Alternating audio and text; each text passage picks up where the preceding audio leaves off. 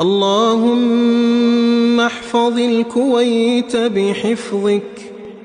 اللهم ارفع شأنها في كل مكان وزمان.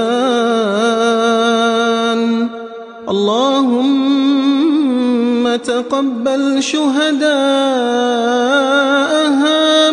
واجعلها اللهم آمنة مستقرة سخاء رخاء يا رب العالمين.